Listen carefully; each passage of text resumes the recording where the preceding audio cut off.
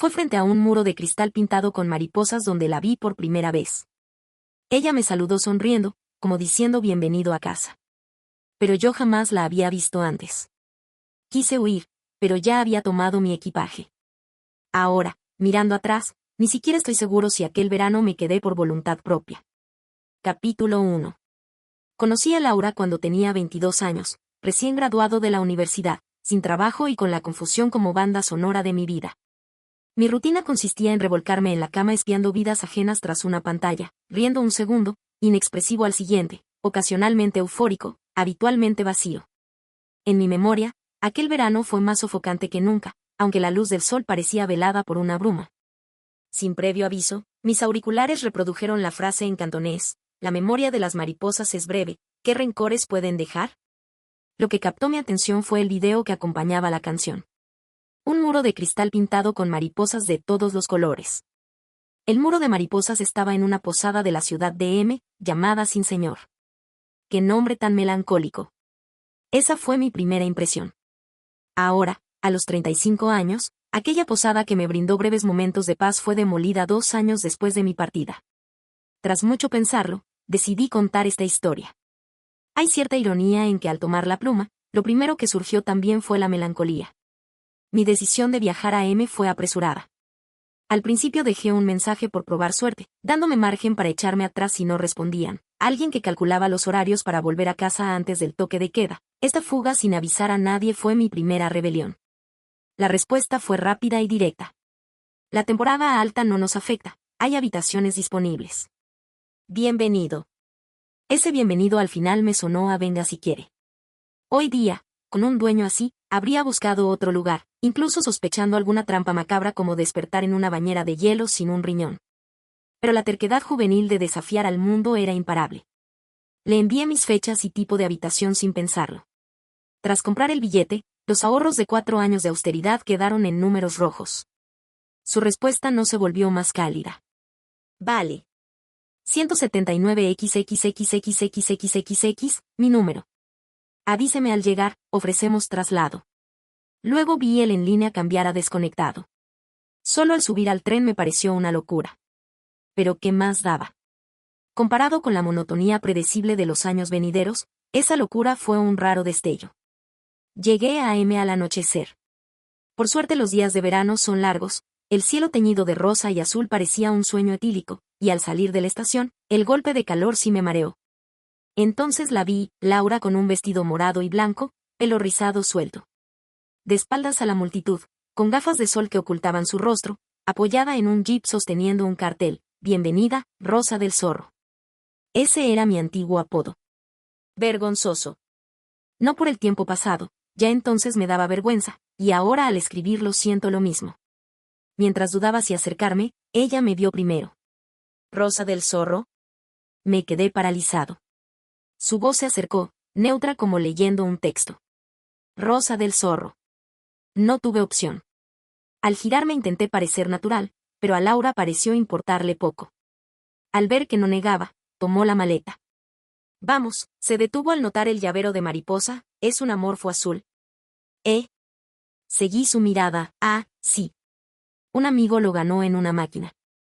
Al alzar la vista, vi su tatuaje, una mariposa en degradé azul y rosa. Ese estilo suele verse mejor en fotos, pero en Laura era el más bello que había visto. Ella asintió sin añadir nada. Era hermosa. Lo confirmé al llegar a Sin Señor cuando se quitó las gafas. Pómulos altos, párpados dobles, labios finos. Su cansancio y aura distante eran evidentes sin maquillaje. Pero eso le añadía un aura de misterio. La gente siempre se siente atraída por historias incógnitas, como polillas a una llama. Durante el trayecto no hablamos. Laura no parecía huraña, solo una más entre la multitud.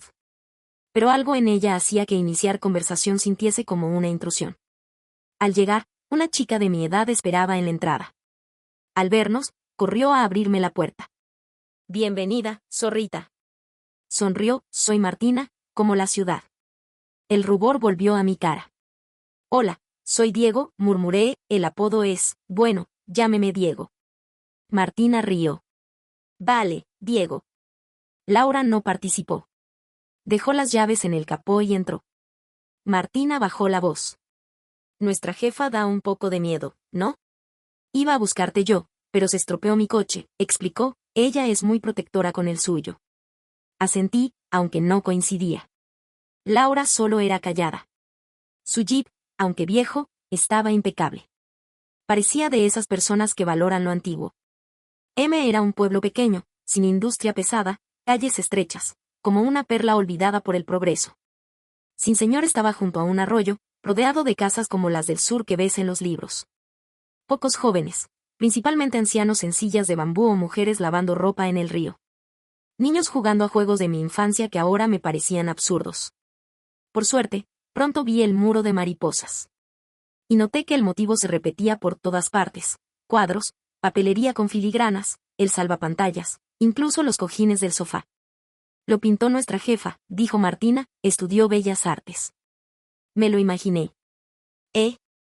Me refería a que era obvio que Laura lo había pintado, pero Martina malinterpretó. Tiene pinta de artista, ¿no? Sí, asintió Martina, los artistas siempre son guapos y raros.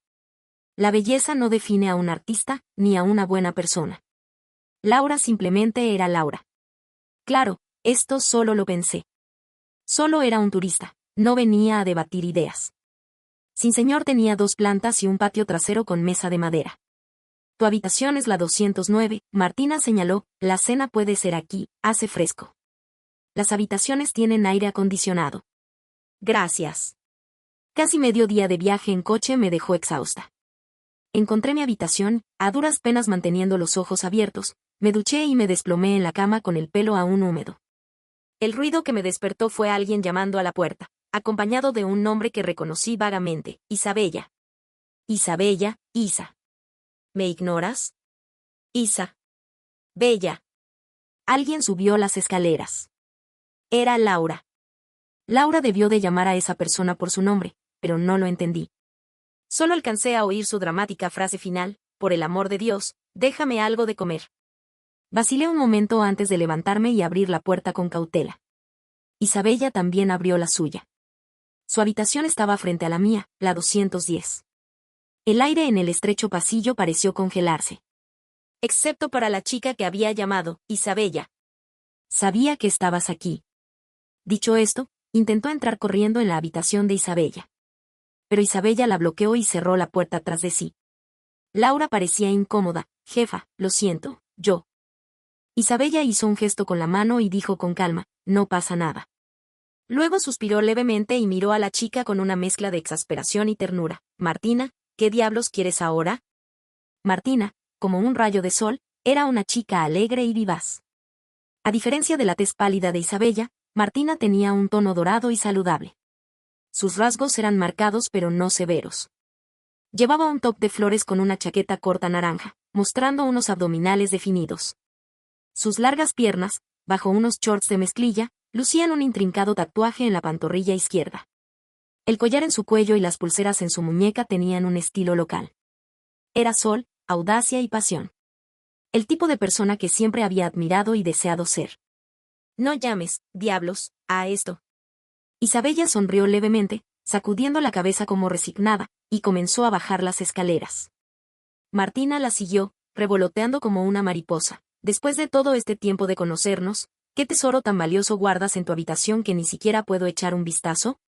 Sí, tengo tesoros. Toda esta posada está llena de ellos. No pude ver la expresión de Isabella al decirlo, pero comparado con esa tarde, parecía mucho más animada. Va, no me interesan tus tesoros, dijo Martina. Tengo una presentación más tarde, ¿vendrás a verme? Isabella asintió, y Martina, como si supiera que no se negaría, la tomó del brazo y salieron corriendo. Vamos ahora. Solo tengo 15 minutos. Martina, estás loca. Isabella la llamó loca, pero igual se dejó llevar por la loca. Bueno, el final clásico, bromeó Laura. Parecen llevarse muy bien, comenté, apartando la mirada. Laura rió y, tras asegurarse de que nadie más estaba cerca, dijo, a la jefa le gusta. Me quedé paralizada. Al ver mi expresión, Laura no pudo evitar reírse, me refiero a ese tipo de gusto. Entonces lo entendí. Ahora, al recordarlo, aún me sorprende lo rápido que acepté esa información. provenía de una familia tradicional. Mis padres eran obreros que mantenían el hogar con esfuerzo y juventud. Sin duda me amaban, pero aún creían que, a mis 22 años y con un título universitario, llegar a casa después de las 10 era una herejía. No era la primera vez que escuchaba sobre homosexualidad, pero Isabella era la primera persona abiertamente gay que conocía. No me sentí impactada, o quizás, eso palideció en comparación con el shock que sentí esa madrugada, al presenciar el incendio. El fuego arrasó un bar en el casco antiguo del este de Ciudad M, supuestamente por un cortocircuito. Martina tenía una presentación esa noche en ese mismo bar. Desde el balcón de mi habitación, podía ver las llamas iluminando la mitad del cielo nocturno. Mi teléfono no paraba de vibrar con actualizaciones sobre el incendio. Como en tantas tragedias, Martina fue rescatada, pero después de 3 días en la UCI, falleció por fallo multiorgánico. La única sobreviviente fue Isabella, que había salido un minuto antes a comprar limonada. Ni Laura ni yo supimos cuando regresó Isabella a la posada. La volví a ver 3 días después, en el memorial organizado por los ciudadanos de Ciudad M. Laura y yo llevamos flores.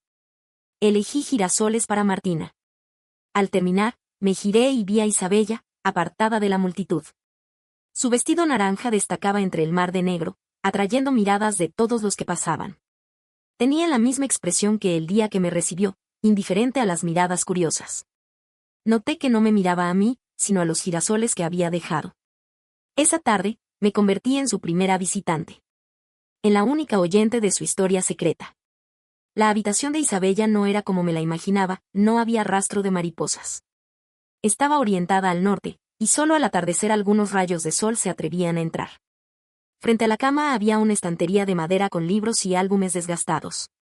Un jarrón imperfecto sostenía rosas secas. En el estante superior había un frasco con un corazón humano preservado. Junto a él, un marco. Dentro, una foto de 2 chicas. La de la derecha era Isabella. La chica a su izquierda sonreía a la cámara, radiante como el sol. El llavero de su bolso tenía forma de mariposa, similar al mío, pero no igual. Isabella notó mi mirada, tomó la foto y la contempló con ternura. Su voz era suave pero firme, ella era Martina. Como el esplendor de la dinastía Tang, y como la flor del cerezo. Casi por reflejo, la pregunta me salió antes de pensarla, ¿era su amante? Isabella se quedó quieta. Quise morderme la lengua, observando su reacción, parecía más perdida en sus pensamientos que ofendida. Instintivamente asintió, pero al final negó con la cabeza. La brisa nocturna de Ciudad M no era fresca. Isabella dejó la foto y miró las luces anaranjadas a lo lejos, como respondiéndome, pero más como hablando consigo misma. Era la persona que amaba. La persona que amaba. Si ella me amaba a mí, es una pregunta que, desde el momento en que Martina solo existió en fotografías, quedó sin respuesta. Capítulo 2. La historia de Isabella y Martina comenzó 11 años atrás. Isabella tenía 18 años. No era de Ciudad M, venía del noroeste, mientras que Martina había nacido y crecido allí. La Isabella de 18 años era mucho más temperamental que la de 33. Desde la secundaria, cargaba con su caballete, ganándose el apodo de bicho raro, algo que parecía peor que los chicos que faltaban a clase y silbaban en las calles. A Isabella no le importaba. Ignoraba los regaños de los mayores y respondía con puños a las burlas de sus compañeros, logrando así salir del sistema escolar tradicional y entrar a una escuela técnica. Pero el destino estaba en sus manos. A pesar de todo, Isabella logró entrar al bachillerato, pero frente a los altos costos de una carrera artística, el talento parecía insignificante. Tenía talento, pero no dinero. El talento no llenaba el vacío de la falta de recursos, me dijo. Le pregunté si se había graduado de. Los tíos, al notar que mi acento no era local de Jiachen, dudaban en contratarme. De repente, ella bajó las escaleras y, al verme, sonrió. Me preguntó si era la que venía para el trabajo de verano. Su tío le dijo que no se metiera, pero ella insistió. Bajó y simplemente me dijo que volviera al día siguiente al atardecer para empezar. No fue hasta que llegaron a la puerta de la tienda que Martina recordó preguntarle a Laura su nombre. Cuando Laura respondió, Martina asintió con una sonrisa radiante y se presentó. Me llamo Martina, como el imperio de los Tang, y como la flor de Begonia. Al mencionar a Martina, la expresión de Laura siempre se suavizaba. Probablemente ya estaba harta de que la obligaran a trabajar en ese entonces. Esa fue la primera vez que Laura vio a Martina. Todo sucedió demasiado rápido, como un montaje cinematográfico desordenado, pero solo desde su perspectiva. Aquel día fue uno más de los muchos días ordinarios, tan común que solo para Laura significó caos y una suerte inesperada. Después de salir de la tienda, Laura caminó sola, deteniéndose en los semáforos en rojo y girando cuando era necesario. Al caer la noche, llegó al paseo peatonal de Hyachen. La música de los altavoces mezclada con los gritos de los vendedores ambulantes le hizo darse cuenta de repente. Ya no estaba en las tierras del noroeste. Parecía haber dejado atrás ese lugar para siempre. Laura pensó que se sentiría feliz, pero en ese momento solo experimentó una sensación flotante y confusa, como la primera vez que probó chocolate, un pequeño bocado, saboreando con cuidado su sabor. Y como todos a su alrededor ya lo conocían, no se atrevió a mostrar sorpresa o alegría, observando de reojo para que no notaran que era una intrusa. Bajo la sombra de un árbol en la acera, miraba perdida el ir y venir de la gente. ¿A dónde debería ir? Ah, sí, primero necesito un lugar para pasar la noche. Pero Laura ya no tenía dinero. Entonces, dormiré en la estación.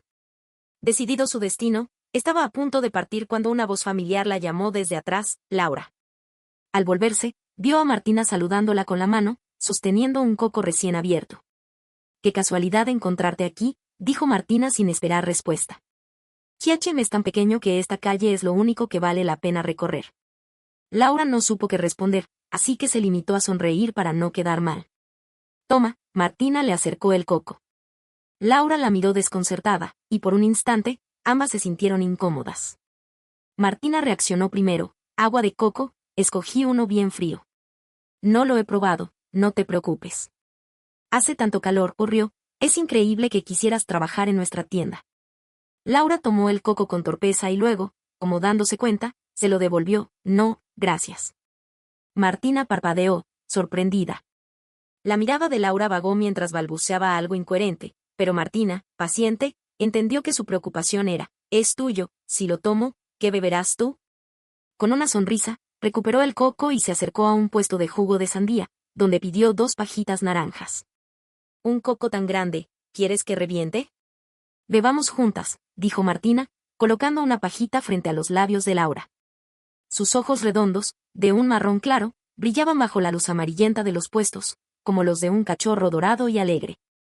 Laura, casi sin pensar, tomó un sorbo. «En realidad, nunca me gustó el sabor del agua de coco.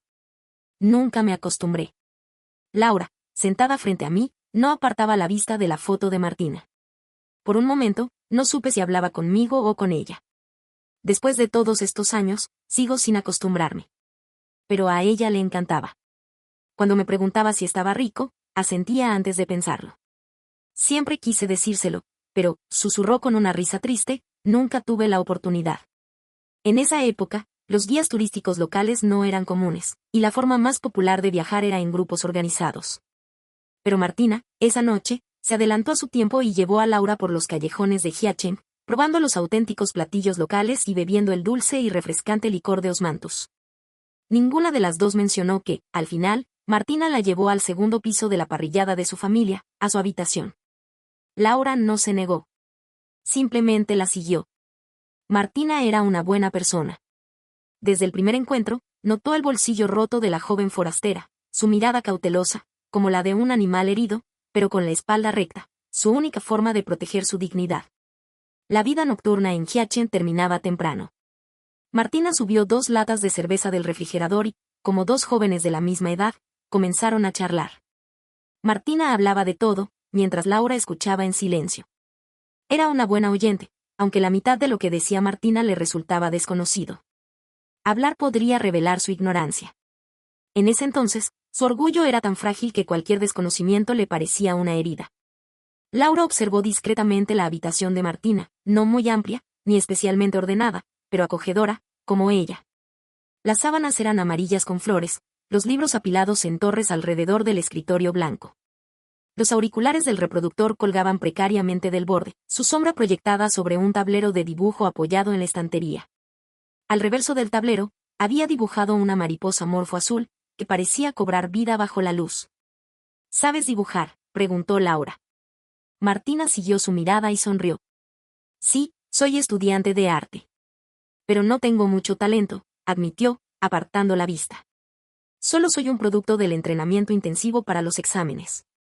Un producto exitoso. Martina había aprobado el examen de ingreso a la prestigiosa Academia Central de Bellas Artes.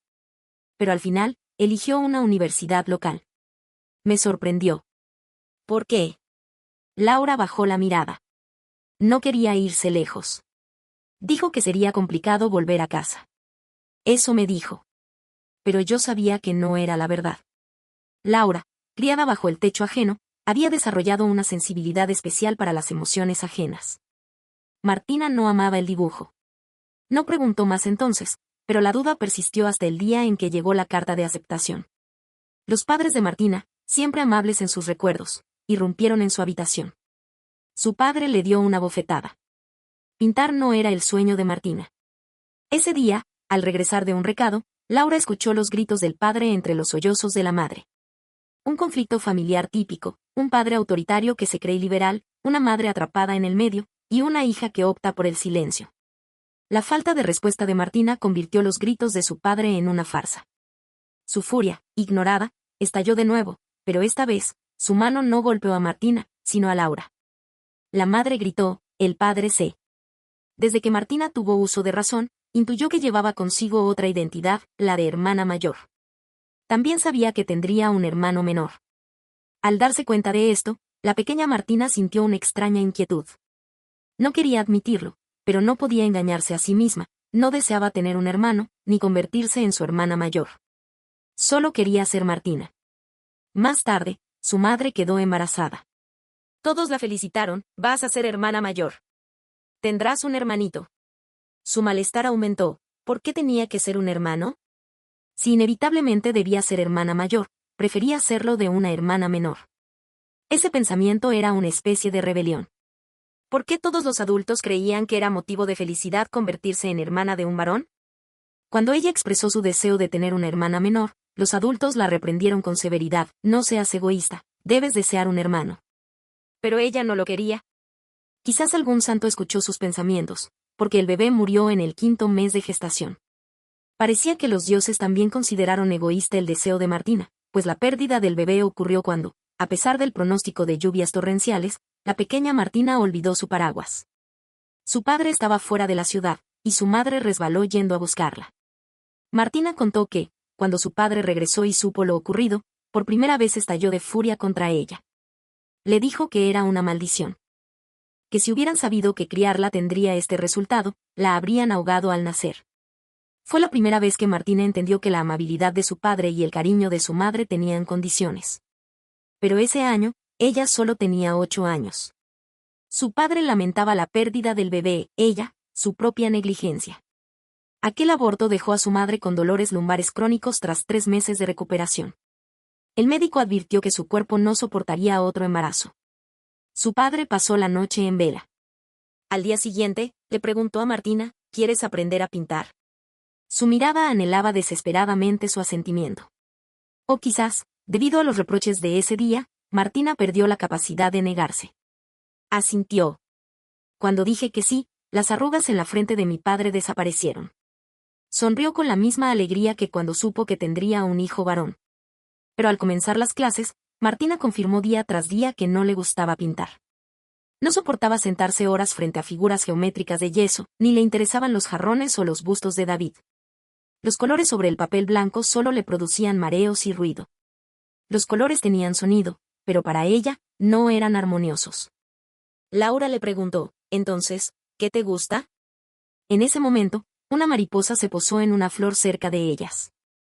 Martina la observó y murmuró, las mariposas, me gustan las mariposas. Eran hermosas, encantadoras. Laura parpadeó. Quiso decir, yo también soy encantadora. Pero las palabras dulces parecían más difíciles de pronunciar que las siguientes. Mientras vacilaba, Martina suspiró, abandonando el tema de los sueños. Su rechazo a la pintura permaneció oculto. No se atrevía a dejar traslucir nada ante sus padres. Sabía mejor que nadie cuán violenta sería su reacción si descubrían que quería abandonar el arte. No creo que mi padre prefiera a los hijos varones, dijo Martina con calma. Si fuera así, podría haberse divorciado de mi madre, abandonarnos y casarse de nuevo para tener un hijo. Pero no lo hizo. Supongo que solo se ama a sí mismo. Los padres suelen proyectar en sus hijos sus sueños incumplidos, sus fantasías frustradas. Obligan a la siguiente generación a correr hacia una vida perfecta. Cuando estos hijos expresan que no quieren ese camino, son tachados de problemáticos, inmaduros o egoístas. Problemáticos, inmaduros, solo por tener ideas propias. El origen de esta tragedia parece ser el tío de Martina, dije. Si no le hubiera arrebatado los sueños a su padre, quizás Martina no habría pasado tantos años haciendo algo que odiaba. Laura no respondió directamente. Dijo que Martina nunca odió a su tío. Tampoco creía que su vida fuera una tragedia. Simplemente fue demasiado corta. Martina decía que no tenía derecho a culpar a nadie. Las decisiones fueron suyas. A los 8 años, no se negó claramente. Años después, seguía perdiendo el valor al borde de la rebelión. Los fondos para su educación artística, los tutores durante su preparación, venían de su tío. Fuera por culpa u otros motivos, ella era la beneficiaria. No podía guardar rencor. Solo podía odiarse a sí misma. Su única resistencia fue rebajar un escalón los sueños de su padre, ganando un poco de aire. Ese día, permanecieron mucho tiempo en la montaña. En el autobús de regreso, el sol se escondió tras las montañas, dejando un cielo anaranjado. Laura, mirando por la ventana, dijo con falsa naturalidad, ¿dónde queda exactamente tu universidad en esta ciudad? Martina la miró. Laura se turbó, evitando su mirada, no lo malinterpretes. Ya pensaba mudarme al sur. Nunca he salido mucho, ¿y este es el lugar más al sur que he visitado? Antes de que terminara, Martina sonrió. Laurita. Laura se quedó paralizada cuando Martina susurró, gracias. Laura no decía la verdad. Nunca quiso ir al sur. Solo deseaba escapar de su tierra natal. Como un diente de león en primavera, volaba sin rumbo con el viento, dispuesta a echar raíces donde éste la dejara. El viento que la llevó se llamaba Martina. Y al aterrizar en Ciudad del Sol, allí se quedó. Capítulo 3. Al final, el padre de Martina aceptó que ingresara a una universidad local. Su tío insistió, el programa de arte ahí es decente. Puede hacer un posgrado en la Academia Central y luego la enviaremos al extranjero. Laura recordó ese día, Martina, inexpresiva, escuchando cómo decidían su futuro, como siempre, sumisa como una muñeca. Pero las muñecas no aprietan los puños. Vio cómo su alma se debatía ferozmente, casi rompiendo su cuerpo, hasta que la pregunta Martina, ¿qué opinas?, la redujo a un robótico sí. No todos pueden alzar banderas de libertad. Martina no podía defraudar a quienes la amaban. Imaginaba los ojos desorbitados de su padre, el ceño fruncido de su madre, la culpa oculta de su tío. Y Laura, en esos momentos, solo podía ofrecerle un coco abierto o unas cervezas frías cuando regresaba a su habitación. Martina siempre sonreía cuando me veía. Laura se frotó los brazos. La brisa nocturna era fría. Creo que, al menos conmigo, era feliz. No necesitaba fingir. Laura fue admitida en la misma universidad, en la carrera de Educación en Lengua y Literatura. Martina, recostada en la cama, observó su carta de aceptación, Educación en Lengua. O sea, ¿serás profesora de español? ¿Tendrás que presentar exámenes de certificación? Laura, dibujando. ¿Tanto me quieres? En el dibujo, Martina yacía al pie de la cama, sus largas piernas cruzadas sobre el cabecero, el pelo derramándose como una cascada sobre el borde. Su perfil era delicado, sus ojos brillantes y llenos de vida. Laura evitó su mirada, fingiendo indiferencia. No seas narcisista, simplemente estabas ahí. Vale, fue culpa mía estar justo ahí, para terminar en tu dibujo, dijo Martina mientras lo observaba. Laurita, has estudiado arte, ¿verdad? Sin esperar respuesta, afirmó, te gusta dibujar. Más que a mí, al menos. En 2 días abren la selección de habitaciones en la web de la universidad, continuó Martina, con los ojos brillantes. Vamos a compartir cuarto. Y te llevaré a mis clases, aunque no seas de mi carrera. Si alguien más le hubiera propuesto eso, Laura habría dicho que no sin dudar. Pero cuando era Martina, asentía antes de pensar. ¿Parecería patética? ¿La menospreciarían por eso? Esas preocupaciones no existían frente a Martina. Martina no pensaría eso de mí. Ni de nadie. Se alegró genuinamente al descubrir que me gustaba dibujar. El arte no tenía nada de malo. Nunca lo odió, solo le entristecía no poder amarlo. La pasión era el mejor talento. por más hábil que fuera, sus obras carecían de algo sin esa chispa. Laurita, quiero saber cómo se ve un dibujo hecho por alguien que realmente lo ama. ¿En qué se diferencia del mío? Quizás así podría convencer a su padre de que no quería vivir atada al pincel. ¿Cómo fue su vida universitaria?, le pregunté a Laura. En otras palabras, ¿se enamoraron en la universidad? Ella no captó el subtexto. Asintió. Fue buena. Esos 4 años fueron felices. Al recordarlo, lo primero que venía a su mente era haber descubierto otra forma de ganar dinero además de trabajos físicos, dar clases particulares. Su universidad estaba en la capital provincial, donde los padres valoraban más la educación que en su pueblo. Los primeros padres que la contrataron le dejaron claro que no buscaban mejorar las notas de su hijo, que ya eran buenas, sino guiarlo con las tareas. Además, ser estudiante de la mejor universidad local facilitaría las cosas. Fue su primer contacto con la educación integral. Hasta entonces, creía que estudiar era para los exámenes. No supo hasta la universidad que el aprendizaje podía ser un fin en sí mismo. Ese pensamiento es un lujo, dijo una compañera de cuarto al escuchar la historia. El niño que enseñas puede permitírselo. Sus padres te pagan 300 la hora solo para que haga los deberes sin quejarse. Tienen el respaldo de una familia exitosa. Se señaló. Nosotras no. Soy trilliza, de una zona rural. Mi madre es analfabeta, mi padre dejó la escuela a los 15. Para ellos, la única forma de cambiar nuestro destino era tener hijos, como una lotería, con la esperanza de que uno triunfara. Para salir adelante, solo podía estudiar para los exámenes. El camino hasta aquí está pavimentado con pilas de ejercicios y competir contra mis propias hermanas. No teníamos dinero para que las 3 fuéramos a la universidad. Solo la mejor pudo ir. El ambiente en la habitación se volvió pesado. A Laura no le gustó su tono, pero era la verdad. Su propio camino desde el noroeste también estaba hecho de exámenes. No es incorrecto, intervino Martina, apartando las cortinas de su cama con una sonrisa. El camino de Laurita tampoco fue fácil. La mayoría llegamos aquí con esfuerzo. Solo reflexionamos. Envidio a ese niño. Aprender por aprender es como aprender por gusto. Si algún día tengo una hija, quiero eso para ella. Laura se quedó quieta. ¿Una hija? Martina quería tener una hija. Quería preguntarle, ¿pero cómo? ¿Quieres tener hijos? ¿No sonaría raro viniendo de otra mujer? Mientras buscaba palabras, su compañera preguntó, Martina, ¿quieres una hija? Laura la miró intensamente, sin darse cuenta. Martina se sorprendió al cruzarse con su mirada, pero respondió con naturalidad, no lo he pensado mucho. El futuro es incierto. Quizá no me case ni tenga hijos. Pero si lo hago, preferiría una hija. Solo una, para criarla con amor. El corazón de Laura flotó como una pluma en la noche, inquieto sin razón aparente. La compañera continuó, yo querría un hijo. No es machismo, pero los hombres tienen más facilidades. No quiero que sufra lo que yo sufrí. Martina asintió. Tiene sentido. Laura sabía que no era un acuerdo real. Solo quería cortar la conversación. Laurita. Sí. Ven a cenar a casa. Mamá hizo sopa de costillas. Vale.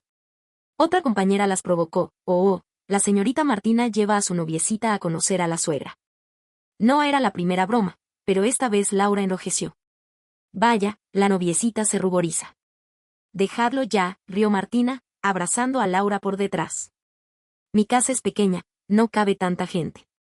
El corazón de mi madre solo aguanta a una nuera.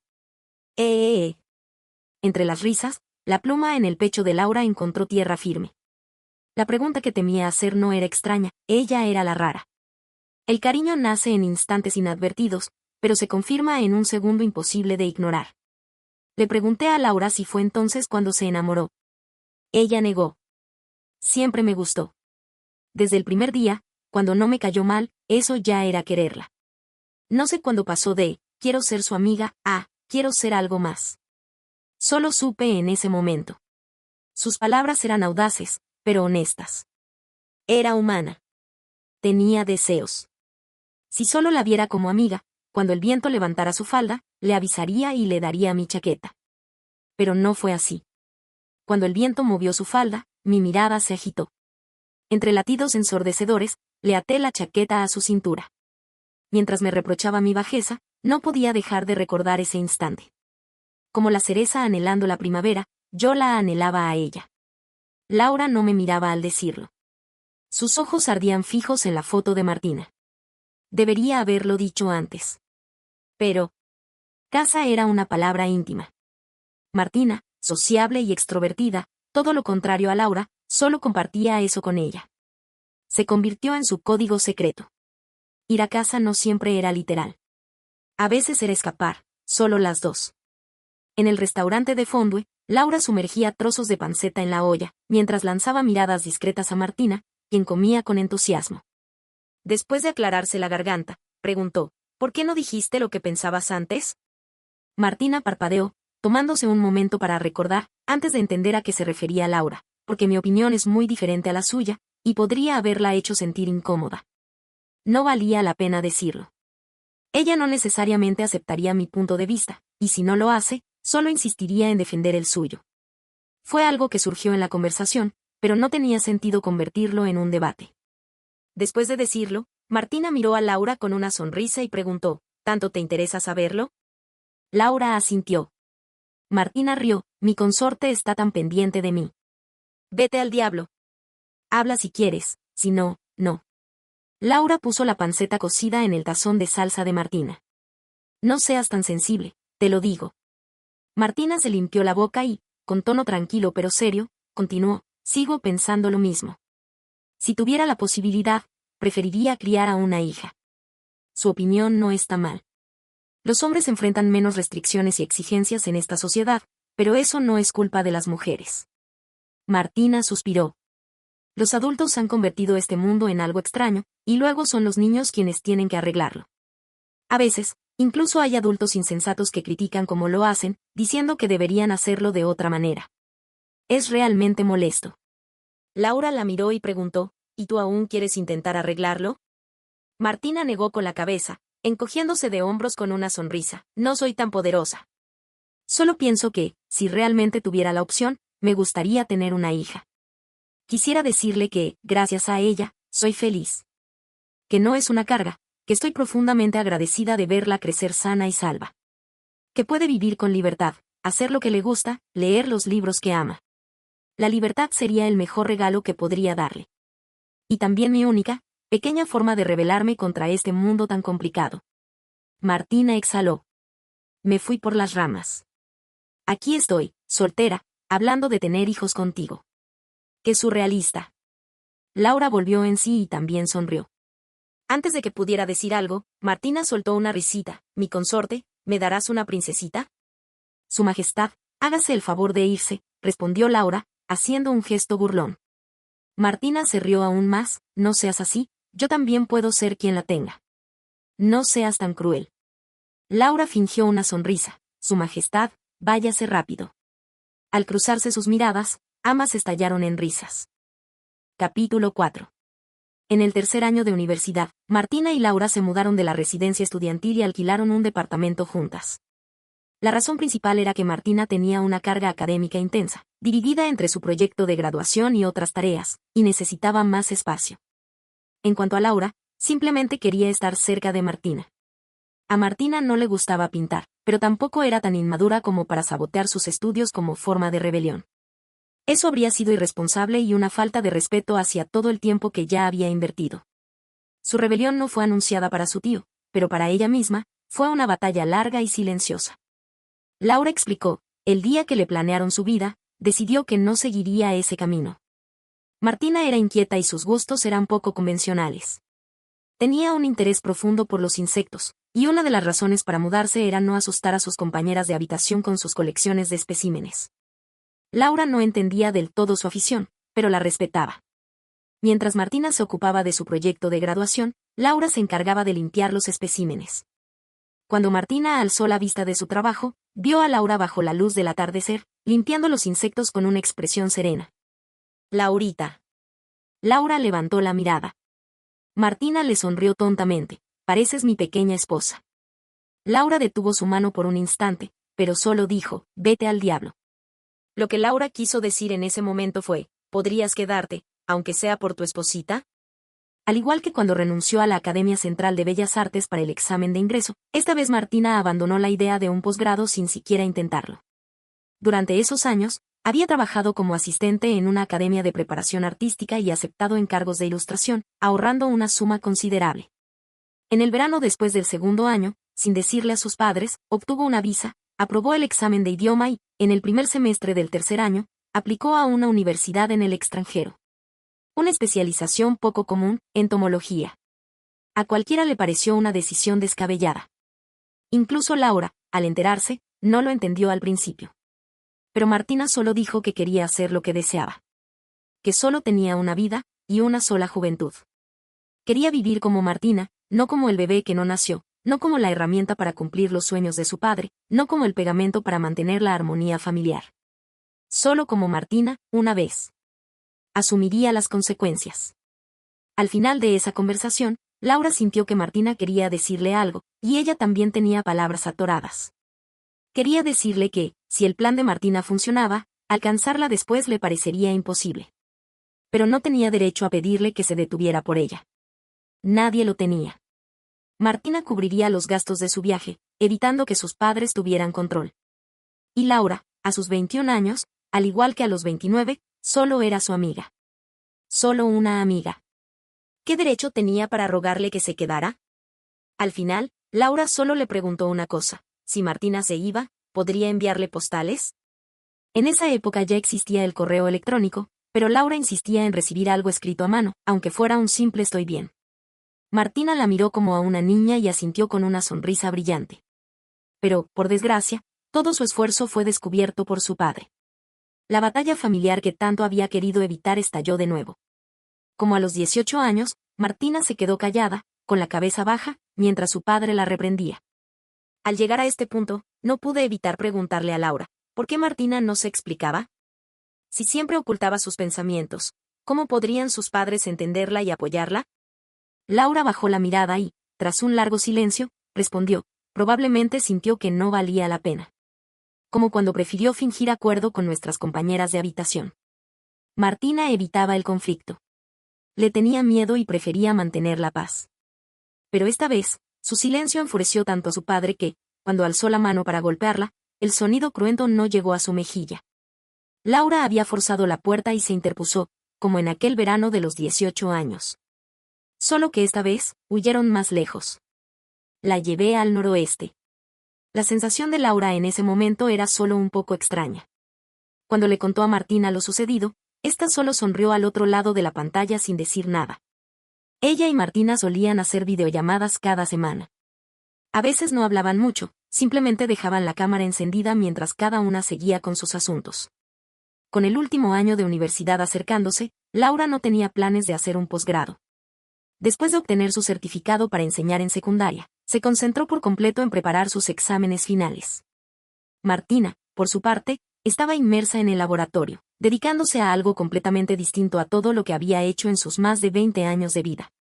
Pero, al menos, parecía estar de mejor ánimo. Laurita. Sí. Martina, en la pantalla, apoyaba la barbilla en sus manos con una sonrisa dulce. Así parecemos una pareja en una relación a distancia, mi amor. Te extraño tanto. Laura sonrió, sin responder, dejando que se dejara llevar por su momento teatral. Cuando por fin terminó de actuar, Laura dijo: Su Majestad, ¿y mis postales? Veo que tu cariño solo llega hasta las palabras. No seas así, mi amor, dijo Martina. Mis padres parecen haberse suavizado un poco. Volveré esta Navidad. ¿Qué sentido tiene enviarte postales si puedo entregártelas en persona? El brillo en los ojos de Laura cambió levemente, pero al hablar, logró controlar el tono de alegría en su voz. ¿Vas a volver en Navidad? Sí. Asintió Martina. El que no venga es un perrito. Más te vale seguir siendo humana. Al llegar a ese punto, Laura hizo una pausa y no volvió a hablar. Yo tampoco pregunté más. El cielo se aclaraba un poco más y el frío en el viento se hacía cada vez más evidente. Laura entró a la habitación, tomó una manta y me la entregó. Permanecemos sentadas un rato más, hasta que, en un susurro casi imperceptible, Laura dijo: Martina, perrita. Capítulo 5. Aquel año, Laura no recibió a Martina en el aeropuerto en Navidad. En su lugar, le llegó la noticia del accidente aéreo. Tengo un recuerdo vago de esa noticia. De pequeña, creo que mi madre la mencionó alguna vez. Aquel avión que cayó al mar nunca fue encontrado, dando pie a todo tipo de leyendas urbanas. Laura decía que deseaba que esos rumores fueran ciertos. Al menos así, Martina seguiría viva. Alguien con su personalidad, si realmente hubiera viajado a un universo paralelo o hubiera sido abducida por extraterrestres, seguramente se llevaría bien con ellos. Solo que no sabía si al principio le costaría adaptarse. Durante mucho tiempo, Laura no logró aceptar que Martina se había ido para siempre. Seguía escribiéndole correos todos los días, dejándole mensajes en redes sociales, esperando que, al volver del trabajo, recibiera una respuesta descarada de su parte. Hasta que, en el tercer año, los padres de Martina aceptaron la partida de su hija y le construyeron una tumba simbólica. Laura, como su mejor amiga, asistió al funeral. Se paró frente a su lápida. La foto en la tumba era la de su carnet de estudiante, tomada al inicio de la universidad. En ese entonces, estaban en entrenamiento militar. Después de la foto, Martina, radiante, le había suplicado a la compañera encargada de las fotos que la aclarara un poco en el retoque, arrastrando a Laura con ella. Y a ella también, por favor. Que nos veamos más blancas. Laura recordaba que el fondo de esa foto era rojo y azul. No sabía de qué color sería en la versión en blanco y negro que ahora adornaba la lápida. Ese día, después del funeral, Laura aceptó que Martina se había ido. Dejó de buscar cualquier información relacionada con el accidente. Siguió con su rutina, clases, descansos, comidas. Llegó otra temporada de graduaciones. Los estudiantes, liberados del infierno de la secundaria, solo pensaban en salir de fiesta. Laura, como siempre, les recordó algunas medidas de seguridad, hasta que una alumna la detuvo. «Profe, ¿vas a quedarte en la escuela durante las vacaciones?» «Voy a viajar al Tíbet en unos días. Te enviaré una postal». Laura se quedó paralizada. Aquello que había intentado ignorar por tanto tiempo volvió a golpearla. Pensó en Martina. Martina se había ido así, sin más. Sus últimas palabras para ella habían sido: «Mi amor, vuelvo al palacio. Te traje un regalo además de la postal. Espéralo con ansias». Nunca sabré qué decía en esa postal. Pero tal vez es mejor así, murmuró Laura, como hablando consigo misma. De esa manera, siempre habría un vínculo entre ellas. ¿Habría sentido Martina algo por ella, aunque fuera por un instante? Cuando Laura se dejaba llevar por sus pensamientos, inevitablemente volvía a esa pregunta, seguida de un torrente de recuerdos de los 5 años que pasaron juntas. Hasta los detalles más mínimos, la expresión de Martina cada vez que decía mi amor, su tono de voz. En esos recuerdos, Laura buscaba justificaciones para sus deseos. Como si, al demostrar que Martina había sentido algo aunque fuera por un segundo, tendría permiso para dejar crecer su anhelo sin restricciones. ¿Quién extraña tanto a un simple amigo que siente que se muere por dentro? En ese entonces, yo no tenía mucha experiencia en el amor. No sabía cómo consolar a Laura. Cualquier cosa que dijera sonaría vacía, así que preferí callarme y mirar hacia los especímenes en la estantería de la habitación. Laura siguió mi mirada, respiró hondo y dijo: «Esos órganos no son suyos. Son especímenes de animales que ella misma preparó en secreto. Las otras cosas tampoco son suyas. Son réplicas mías». Las pertenencias reales de Martina se las llevaron sus padres cuando decidieron mudarse de Ciudad M, 5 años después de su muerte. Laura solo pudo observarlos en silencio mientras empacaban, ayudando ocasionalmente. Al final, la madre de Martina le dio una palmada en el hombro y dijo, emocionada, que su hija había tenido mucha suerte de tener una amiga como ella. Esas palabras le quitaron a Laura todas sus fuerzas. Amiga. Sí. Para todos, incluso para Martina, solo habían sido eso, amigas. Muy buenas amigas. Pero yo no quería ser su amiga. Esa Navidad, Laura había planeado decirle a Martina que estaba enamorada de ella. No quería ser su amiga. Prefería ser rechazada y nunca volver a verse, antes que conformarse con la amistad. Pero, desde su papel de amiga, lo más atrevido que hizo Laura después de la muerte de Martina fue decirle al padre, durante el funeral, en voz baja. A Martina nunca le gustó pintar. El padre, cuya espalda ya empezaba a encorvarse, se detuvo al escucharla. No sabía cuándo, pero ese padre estricto también había envejecido. La sensación extraña que Laura había tenido al escuchar a la madre de Martina encontró su respuesta. ¿Cómo podrían unos padres no saber si a su hija le gustaba algo? Simplemente habían elegido ignorarlo. Pero, Laura solo era la amiga de Martina. No tenía derecho a quedarse con sus pertenencias. Ella misma era como una pertenencia más de Martina, solo que su. Conseguí el contacto de Adriana y supe el final de esta historia. Un año después de mi partida, Laura falleció. Se ahogó en el mar, lejos de Ciudad M, al noroeste, sin causar molestias a nadie cercano, tal como Martina en su momento, escondiéndose en silencio. O durmiendo en las profundidades, o devorada por los peces. Laura dejó una carta póstuma, encargando la tienda a Adriana, junto con una confesión que le pedí que me enviara. La señal de internet siempre falla en los momentos cruciales. Tras esperar con el móvil en mano, la foto finalmente se cargó. Sobre el papel amarillento, la caligrafía era delicada y estable, como si quien le escribió lo hubiera hecho en paz. Te amo. En el 11º año de tu ausencia, por fin encontré el valor para enfrentar esta verdad. Te amo. Nadie te ha amado más que yo, ni siquiera si tus propios padres se pararan frente a mí, mi convicción no cambiaría. Te amo. Nadie te ha amado más. Te amo.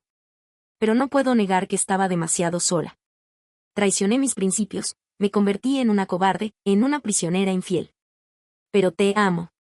Quien divide su corazón, merece el infierno. Pero te amo. La fecha era febrero, en pleno invierno. El agua helada entierra lo más puro. Laura, es primavera. ¿Lograste completar aquel verso que quedó a medio escribir? Capítulo 7. Epílogo, postales y cartas de amor. Querida Laura. Esta es una carta de amor tardía. Me gustas. No como amiga, sino como algo más. Te deseo, como la primavera anhela los cerezos. Llevo mucho tiempo queriendo decírtelo, pero nunca encontraba el momento. No sé por qué, pero así te quiero, como mujer. Espero no asustarte. Aunque, siendo tan paciente, incluso si te sorprendes, seguramente terminarás de leerla solo porque soy yo quien la escribe. En el pasado, fuimos inseparables. Ahora soy yo quien se fue primero de Ciudad M. La vida aquí es muy diferente, pero me adapto. Los estudios son intensos, pero me gustan, así que no me pesan. Solo que, te extraño. Laura, eres amable, adorable, indulgente. No te gusta el agua de coco, ¿verdad? Pero cada vez que salíamos, pedías una. Soy egoísta. Sabía que no te gustaba, pero igual te la ofrecía. Disfrutaba verte ceder, aunque no te apeteciera. Es injusto, pero tu mirada era demasiado dulce. Quiero que me mires así. Solo a mí. Cuando lo haces, siento mariposas en el pecho. Soy como una niña inmadura, buscando tu atención. Es curioso, en todos estos años, nunca nos separamos, pero siempre temí que dejaras de mirarme. Anhelo estar a tu lado, pero también mi libertad. No se puede tener todo, pero amar la libertad y amarte a ti no son cosas opuestas. Porque tú también eres libre. Te envidiaba, Laura. Por tu libertad. Cuando te conocí, llegabas cansada, pero con la mirada firme. En ese instante, sentí un impulso inexplicable de hacerte quedarte. Eres libre, aunque rara vez hablas de la tierra que te crió. Pero siento que se complementan. Antes de visitarla contigo, solo la conocía por los libros. Pensaba que el noroeste era árido, cubierto de polvo gris. Hasta que vi las rosas más vibrantes brotando en tierra seca. Solo estuve allí 14 días, pero noté cómo te relajabas. Esa tierra nos dio calidez, a ambas. Laura, te quiero. Y guardo respeto y gratitud por tu tierra. Este mundo rara vez me gusta, pero donde tú estás, todo parece más hermoso. Laura, a Martina le gustas. En el pasado, usé bromas torpes, actos infantiles, imaginando tu reacción. Era torpe, nunca adivinaba. Era cobarde, temiendo asustarte, aunque sabía que, incluso asustada, no me evitarías. Y eso solo hizo mi cobardía más grande. Laura, no me conformo con ser solo tu amiga. Laura, a Martina le gustas. Sal conmigo, o cortemos todo contacto, seguir como amigas tras un rechazo sería ruin. Atentamente. Martina. 25 de diciembre, en el vuelo de regreso. Últimas palabras. Fin. Epílogo. 3 años después de la muerte de Laura, rescataron una ballena varada en la playa. Cuando regresó al mar, Las olas revelaron un colgante sin cadena. Un niño que recolectaba conchas pensó que era un tesoro, pero al ver que solo era una cáscara desgastada, lo dejó allí. El colgante reposó en la arena, contemplando el atardecer. Cuando el sol se hundió en el horizonte, una mariposa cayó sobre él. Como un consuelo. Como un beso. Fin del libro.